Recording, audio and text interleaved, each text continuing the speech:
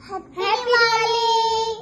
आज आहे आपल्या सिरीजचा दिवस 3रा आणि आज आहे नरक चतुर्दशी. हिंदू धर्मात आणि खास करून दिवाळीच्या सणात मोठ्याने खास महत्व आहे.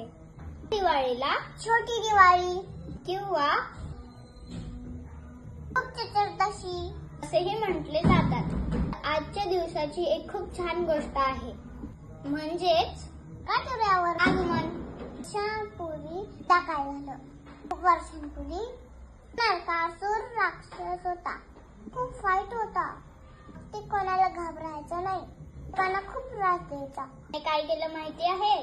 त्यांनी 16,000 सुंदर सुंदर राजकन्यांना पकडलं आणि आपल्या घरात बंद करून ठेवलं. बिचाऱ्या त्या राजकन्या खूप रडत होत्या. सगळ्या देवांनी आणि लोकांनी मिळून देवाला हाक मारली, आपल्या श्रीकृष्णाला, कृष्ण या राक्षसाला मारून टाळा, सगळ्यांना वाचवा. श्रीकृष्ण हसला आणि म्हणाला, काळजी करू नका, मी आलोच.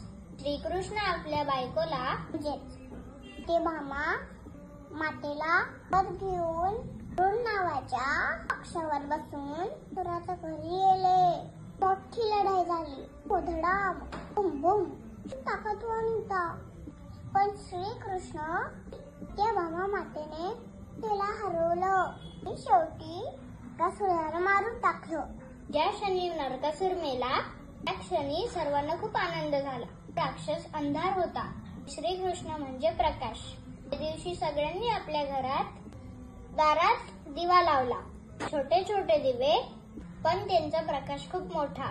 अंधार गेला, वाईट गोष्टी संपल्या. म्हणून सर्वांनी दिवाळी साजरी केली. म्हणून आजही आपण दिवे लावतो. सुराचा अंधार नाहीसा झाला आणि प्रकाशाचा दिवा लागला, हा तोच दिवस. ही होती आजची गोष्ट. शिकायला मिळालं, वाईट गोष्टींवर नेहमी चांगल्या गोष्टींचा विजय होतो.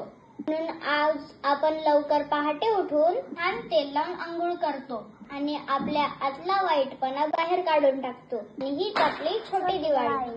नरकासुराने मरत्या वेळेस श्रीकृष्णाकडे वर मागितला की या तिथीला तो व्यक्ती मंगल स्नान करेल, त्याला नरकाची पीडा होऊ नये. कृष्णाने त्याला ते वरदान दिले. असे मानले जातात, या दिवशी सूर्योदयापूर्वी अंग स्नान केल्यास तिला नरक यातना भोगाव्या लागत नाही आणि त्यांच्या पापांचा नाश होतो. ही होती आजची कथा. तुम्हाला ही कथा कशी वाटली? कमेंट करून सांगा. आणि मग एकदा सर्वांना हॅपी दिवाळी. परत भेटूया उद्याच्या व्हिडिओ मध्ये. चॅनलला लाईक, शेअर, सबस्क्राईब करा. Bye bye.